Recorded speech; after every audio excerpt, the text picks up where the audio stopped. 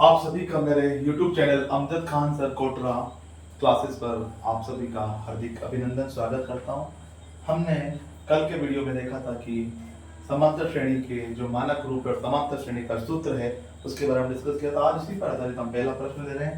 पहला प्रश्न है हमारा समांतर श्रेणी के ऊपर आधारित मल्टीपल चॉइस क्वेश्चन से या रीति से संबंधित क्वेश्चन आ सकता है। तो समांतर श्रेणी 4, 10, 16, 22, 28 का सार अंतर हमें बताना है। इस प्रश्न के अंदर एक स्थान के प्रश्न भी पूछ सकता है, फिल इन द ब्लैंक्स में भी, और मल्टीपल चॉइस क्वेश्चन भी पूछ सकते हैं। वैसे मल्टीपल चॉइस क्वेश्चन यानी वस्तुनिष्ठ प्रश्न में 4 ऑप्शन दिए होंगे और उस 4 ऑप्शन में अपन को सार अंतर का एक सही उत्तर होगा जिसे अपन को चुनकर लगाना है।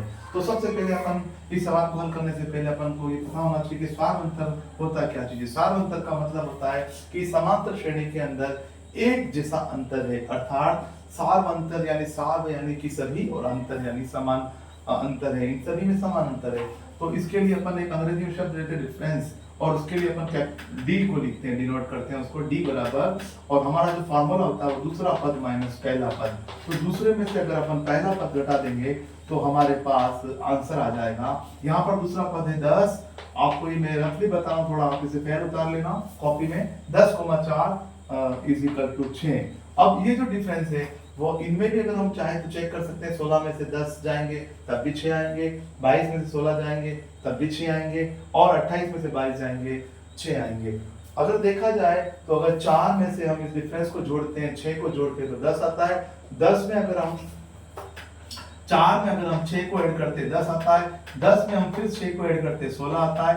16 में हम 6 को ऐड करते हैं 22 आता है, और 22 में यही सार अंतर को अगर हम ऐड करते हैं तो 28 आता है। इस तरह में पता लग जाता है कि समांतर श्रेणी है जिसका प्रथम पद 4 है, और जैसा हमें पूछा है सार अंतर क्या है बताइए, तो सार अंतर 6 है। अब सदर के जो क्वेश्चन आएंगे मल्टीपल चॉइस क्वेश्चन, वस्तुनिष्ठ प्रश्न आएंगे, उसके 4 ऑप्शन होंगे जिसमें 6 दिया होगा या तो ए पर या बी पर, सी पर या डी पर, या अ ब स द में से जहां पर भी 6 दिया है उस 6 को आपको राइट करना है। Now we are going on second question. निम्न में से समांतर श्रेणी कौन-कौन है। अब अपन को इनमें से समांतर श्रेणी को छांटना है कि इनमें से कोई एक समांतर श्रेणी है, बाकी के 3 समांतर श्रेणी नहीं है। पहला प्रश्न है हमारे पास 2, 4, 8, 16। दूसरा है बहु ऑप्शन दे रखा है 10, -6, -2 और 2, यानी -10, -6, -2 और 2। इसी तरह तीसरा प्रश्न में तीसरा ऑप्शन हमें दे रखा है 3, 5, 4, 2, और इसी तरह √2, √6, √9, √12। There are 4 option is given. तो अब इसमें से आपको समांतर श्रेणी छांटना है, तो अपन पहले वाला ही देखेंगे कि इन सब का सार अंतर अगर सेम आ रहा है, सार अंतर अगर इन पदों में सेम आ रहा है, एक जैसा आ रहा है, एक जैसी संख्या बढ़ रही है या घट रही है, तब हम कह देंगे कि वो समांतर श्रेणी है। 4 में से हमने 2 घटाया 2 आए, 8 में से 4 घटाए 4 आए। अब यहाँ देखिए 4 में से अगर हम 2 को घटाते हैं, 4 में से अगर हम 2 को घटाते हैं तो 2 आता है, और 8 और यही 2 अगर हम वापस जोड़ते हैं, 2 में 2 जोड़ा 4, 4 में 2 जोड़ा तो 6 आना चाहिए। क्योंकि सार अंतर इसका समान नहीं है, 8 में से 4 जाएंगे तो 4 आएंगे, इसलिए ऑप्शन अ समांतर श्रेणी नहीं है। ऑप्शन ब पे चलते हैं अपन, -10, -6।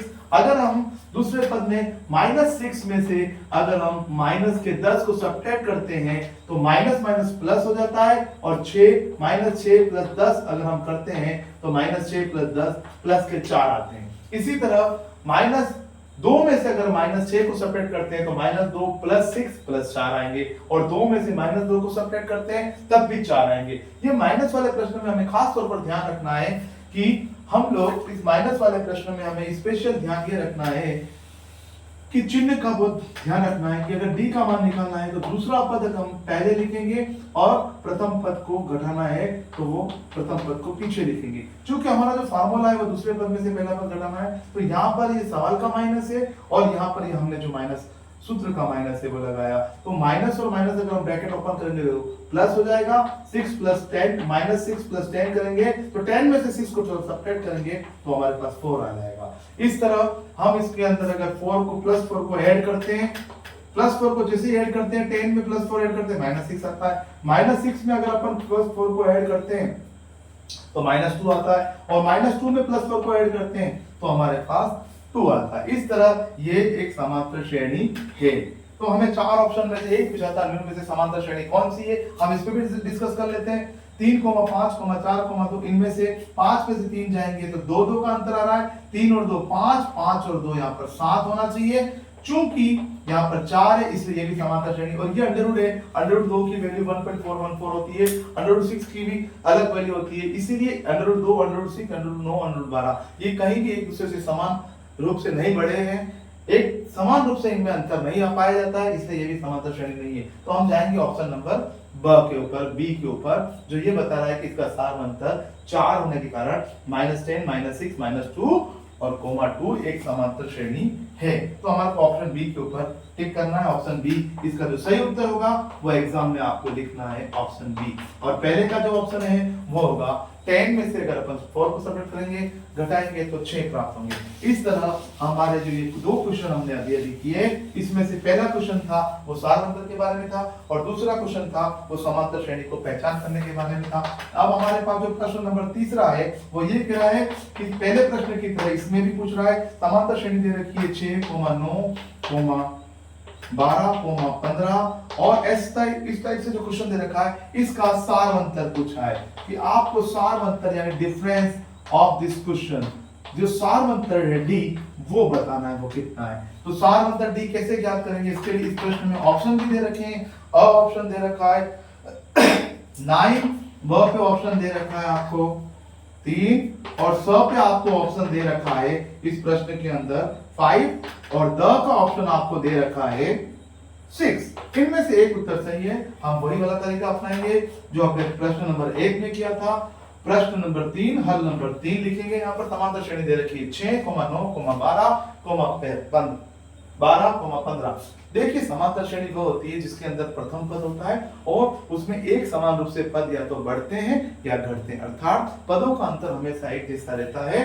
वो जो श्रेणी जो हमें प्राप्त होती है इस तरह एक पद से दूसरा पद, दूसरे से तीसरा और तीसरे से अगला चौथा पद हम प्राप्त कर सकते हैं। बस इसमें सार अंतर को जोड़ना पड़ता है या घटाना पड़ता है। सार अंतर के जुड़ने या घटने से जो नई श्रेणी बनती है, एक सीरीज बनती है, उस सीरीज को ही हम समांतर श्रेणी कहते हैं। तो यहाँ पर ये याद रखना है कि 6, 9, 12, 15 अगर एक समांतर श्रेणी है तो इसका सार अंतर एक जैसा आना चाहिए। तो हम चेक कर लेते हैं सार अंतर जो हम निकालते हैं, डी डिफरेंस जो निकालते हैं, वो दूसरे पद में से पहला पद अगर हम घटाते हैं, दूसरे पद में से अगर प्रथम पद को हम सब्ट्रैक्ट करते हैं, घटाते हैं, माइनस करते हैं, कम करते हैं तो हमारे पास डी की वैल्यू आ जाएगी। और यहाँ पर डी की जो वैल्यू होगी वो 9 - 6, दूसरा पद 9 है और पहला पद 6 है। 9 में से 6 जाएगा तो प्लस के 3 आएंगे। अगर यही 3 को हम यहाँ पर जोड़ के देखते हैं, 6 + 3 9, 9 + 3 12, 12 + 3 को अगर 6 + 3 करते 9 आ रहा है, 9 + 3 करते 12 आ रहा है, 12 + 3 करते 15 आ रहा है। इसका मतलब एक समान रूप से ये संख्या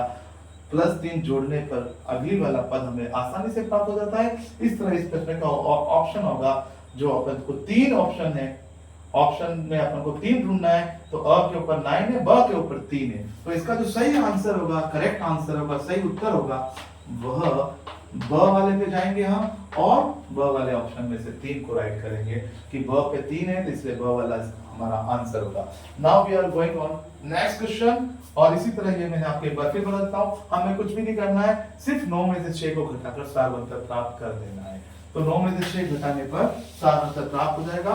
ऑप्शन में से जहां पर भी आपको 3 मिल रहा है, ब के ऊपर 3 मिल रहा है या स के ऊपर मिल रहा है, जिस भी ऑप्शन के ऊपर मिल रहा है वह आपको राइट करना है। इसी तरह अपन जाते हैं प्रश्न नंबर 4 के ऊपर। यहाँ पर मैं कुछ 5, 6, 7 प्रश्न बता देता हूँ आपको ताकि आपके बताने पर आपको प्रैक्टिस हो जाएगी। अब अपन चौथा प्रश्न इसी तरह का दे रखा है, ए बी अरिथमेटिक प्रोग्रेशन दे रखी समांतर श्रेणी। पहला पद दे रखा है 7, दूसरा दे रखा है 12, तीसरा दे रखा है 17। और इसका भी अपन इस प्रश्न में अपन को पूछा है इस समांतर श्रेणी का 4th टर्म यानी चौथा पद, 4th नंबर पर जो पद आएगा, चौथा पद अपन को ज्ञात करना है।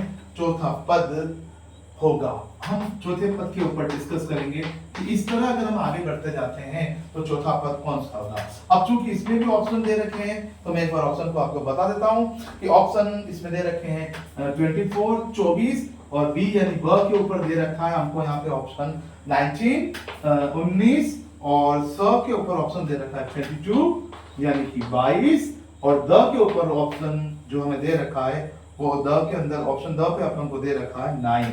तो there are 4 multiple choice answer अगर यहाँ पे दे रखे हैं, 4 आंसर हमको यहाँ पर दिए हुए, उनमें से एक सही उत्तर का चुनाव करना है। हमें इसके अंदर चौथा पद निकालना है।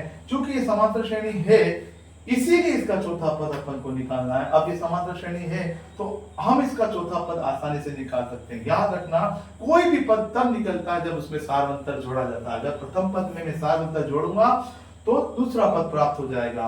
क्योंकि हमें पता है कि जो समांतर श्रेणी का जो मानक रूप होता है, वो मानक रूप जो होता है, स्टैंडर्ड फॉर्म जो होती है समांतर श्रेणी का मानक रूप, वो होता है a,a+2 * d, a+3 * d, और इस तरह ये a+n-1 * d तक nवा पद तक ये चलता रहता है और आगे तक ये चलता रहता है। a+n-1 * d, ये इसका nवा पद अपन इस तरह ये सीरीज आगे चलती रहती है। क्योंकि यहाँ पर पहला पद दे रखा है a का वैल्यू 7 और a+2d का मान दे रखा है 12, तो यहाँ से d की वैल्यू हम निकाल लेंगे और d की वैल्यू यहाँ पर हो जाएगी 12 में से 7 हमको घटाना है, दूसरे पद में से पहला पद घटाना है तो 5 आ जाएगा d की वैल्यू। और 7 में अगर 5 जोड़ते तो 12, 12 में 5 जोड़ते तो 17, और हमें जो चौथा पद निकालना है, वो जो चौथा पद आएगा वो हमारा जो फॉर्मूले के हिसाब से देखा जाए, पहला, दूसरा, तीसरा, और चौथा पद यहाँ पर होता है a+4d। इसे भी हम निकाल सकते हैं a+4d से, क्योंकि a का मान दे रखा है 7 + 4 * d की वैल्यू अभी हमने निकाली 5, 5 4 = 20, और 20 में अगर अपन 7 जोड़ लेते हैं तो 7 + 20 27 हो जाते हैं। a का मान दे रखा है 7 + 4 * d का मान दे रखा है 5, तो इस तरह 7 में 5 जोड़े 12, 12 में 5 जोड़े 17, और पहला पद, दूसरा पद, तीसरा पद a + d, और यहाँ पर अपन को पता है 2d होगा, और यहाँ पे सॉरी 3d होगा। 3d एक बार लिख लें आप, a, a+d, और a+d के बाद a+2d, a+3d।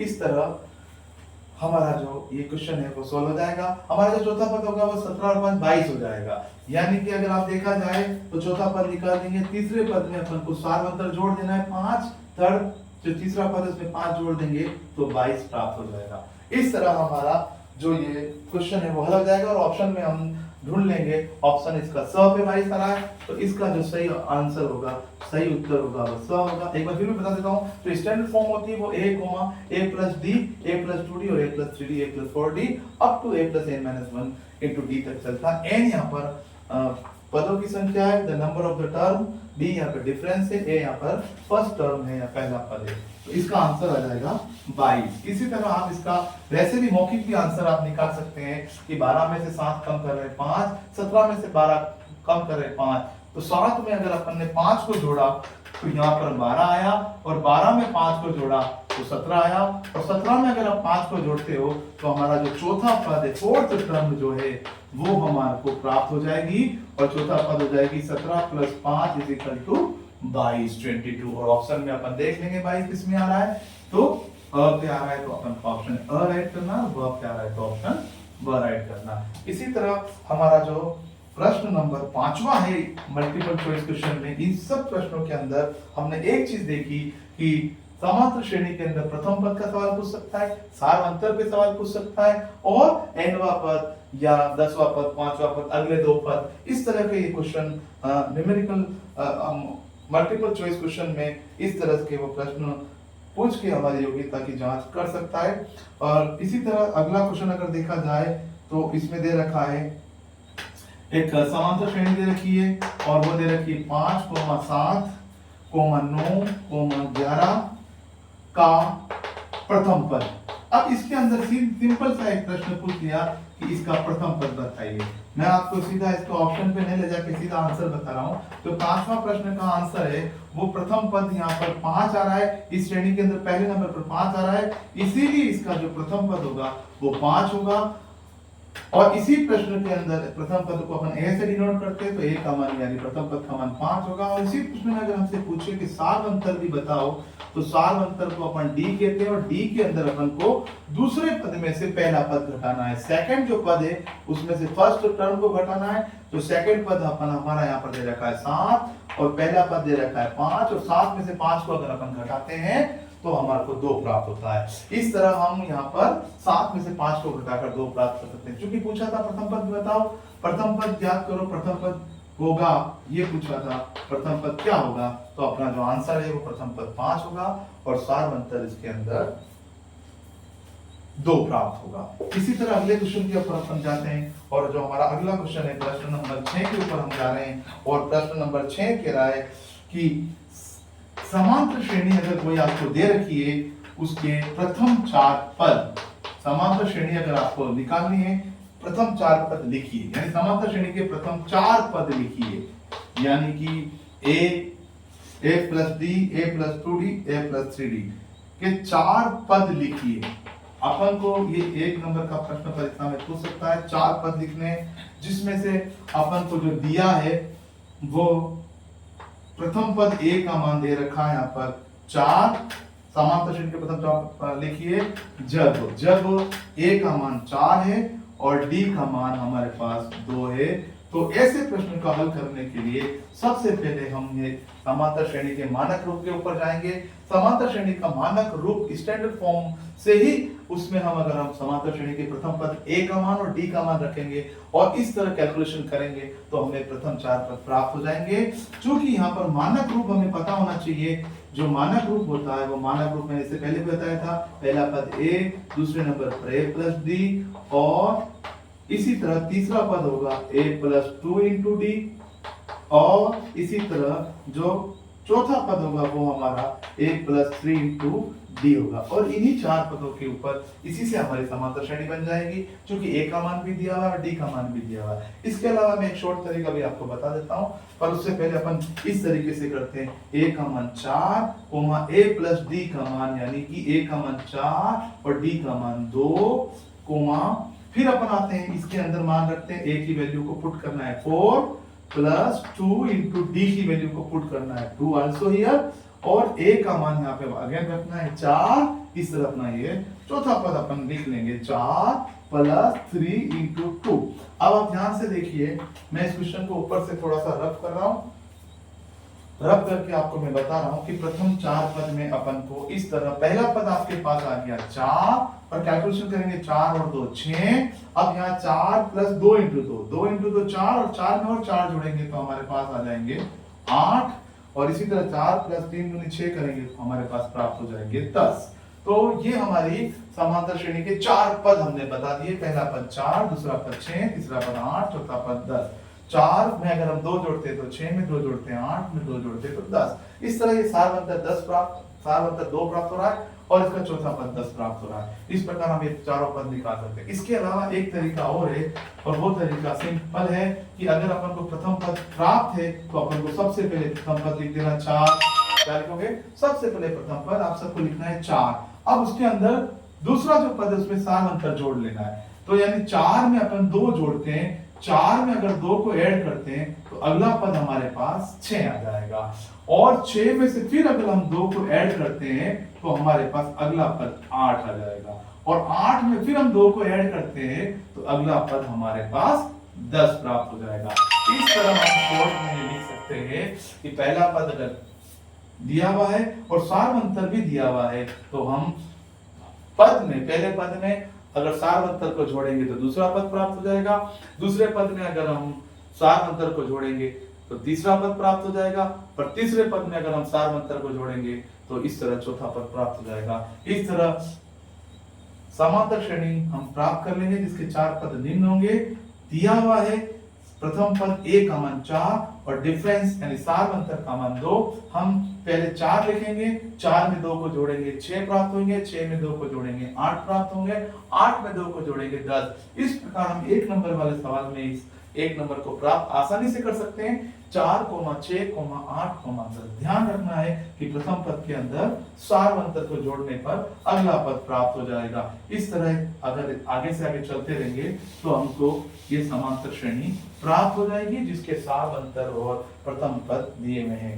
इसी तरह हम एक प्रश्न और करते हैं। प्रश्न नंबर 7 के ऊपर समांतर श्रेणी आपको दे रखी है और समांतर श्रेणी में आपको दे रखा -7, -9, -11 और -13 के लिए प्रथम पद यानी ए की बात कर रहा है। प्रथम पद ए व सार्वंतर डी ज्ञात करिए। देखिए ये प्रश्न परीक्षा के लिए भी बहुत ज्यादा इंपॉर्टेंट है और इससे आपको माइनस प्लस की जो कॉन्सेप्ट है वो आपके समझ में आने लगेगा कि माइनस प्लस का जो कॉन्सेप्ट है वो क्या होता है। तो ये थोड़ा सा यहाँ पर ध्यान रखिएगा कि ये जो क्वेश्चन दे रखा है वह अपने कौशल को भी बताएगा कि आपको माइनस और प्लस के अंदर कोई कंफ्यूजन तो नहीं हो रहा है। ऐसे क्वेश्चन आने पर हमें अपनी योग्यता की जांच करने का भी अवसर मिलता है। देखिए समांतर श्रेणी दे रखी है जिसका पहला पद दे रखा है। चूंकि पूछा है पहला पद बताइए, तो पहला पद अपन को यहाँ पर प्रथम पद the first term of this arithmetic progression a is equal to -7. It is the first term -7. अब -7 इसका पहला पद हो गया -7। अब यहाँ पे सार्वंतर निकालना है। हमेशा ध्यान रखो कि जब भी आप प्रश्न करो अगर उसका फार्मूला अगर आपको याद है तो फार्मूला जरूर लिखिए।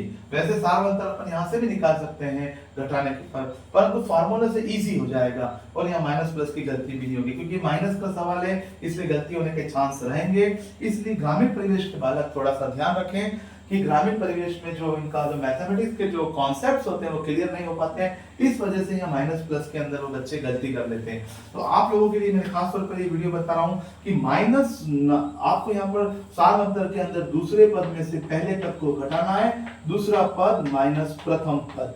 आपको हमेशा इस फॉर्मूले को फॉलो करना है और फॉलो करने के बाद इसके अंदर वैल्यू को पुट करना है। हियर यहाँ पर देखिए कि प्रथम पद हमारे पास आ चुका है और सार्वंतर के लिए हम अगर अपन काम करते हैं तो सार्वंतर के लिए अगर अपन हम काम करते हैं तो क्वेश्चन जो था मेरे पास मैं एक बार फिर लिख लेता हूं ताकि एक बार ठीक रहेगा। -7, -9, -11 और -13। अब इस क्वेश्चन के अंदर अपन को सार्वंतर भी पूछा है। चूंकि मैंने डी बराबर यहाँ पे लिख दिया है दूसरा पद मेरे को इजीली लिखना है -9। हमेशा ध्यान रखो कि माइनस को हमेशा ब्रैकेट में लिखो। हमेशा ध्यान रखो जब भी माइनस आए मैथमेटिक्स में एक रूल्स होता है कि माइनस को हमेशा ब्रैकेट में लिखा जाता है। अब सूत्र के हिसाब से यहाँ पर माइनस आ रहा है बीच में, उसी माइनस को यहाँ लिखना है और फिर प्रथम पद अपन को लिखना है। प्रथम पद को एज इट इज उठाना है और -7 पूरा यहाँ पर लिखना है आपको -7। अब अपन को कैलकुलेशन करनी है। डी बराबर -9 है अपने पास। ये माइनस और ये माइनस का अगर अपन गुना करते हैं तो माइनस इंटू माइनस का अगर मल्टीप्लाई करते हैं तो प्लस होते हैं। मैं क्लास में समझाता हूँ कि अगर अपन दो उंगलियों को लेकर आएंगे माइनस और माइनस तो वह इस तरह से प्लस बन जाती है। तो आपको भी ध्यान रखना माइनस और माइनस प्लस होता है। एक और बता देते हैं माइनस का गुणा अगर अपन मल्टीप्लाई प्लस से कर रहे हैं, प्लस वाली संख्या से कर रहे हैं या प्लस का गुणा माइनस से कर रहे हैं तो हमेशा ध्यान रखना कि माइनस आएगा यहाँ पर। और प्लस का गुणा अगर अपन प्लस से करते हैं, दोनों प्लस के हैं तो फिर प्लस ही आएगा। ये तीन चीजें आपको हमेशा ध्यान रखनी है। ये मल्टीप्लिकेशन है जिसमें प्लस माइनस में गलती होने के चांस बहुत ज्यादा होते हैं। सबसे ज्यादा माइनस प्लस के गुणे में बहुत ज्यादा गलती होती है, माइनस माइनस का गुणे में भी गलती होती है। तो थोड़ा सा ध्यान रखें कि दो अगर माइनस है और दोनों को अगर मल्टीप्लाई कर रहे हैं इवन, अब मल्टीप्लाई करने के लिए यहाँ पे कोष्टक दिया होगा, इंटू का साइन दिया होगा, तो ये समझ जाना अपन को। अब चूंकि सबसे पहले ब्रैकेट को ओपन करना है तो माइनस और माइनस को मल्टीप्लाई करेंगे। चूंकि ये माइनस और ये माइनस से प्लस हो जाएंगे।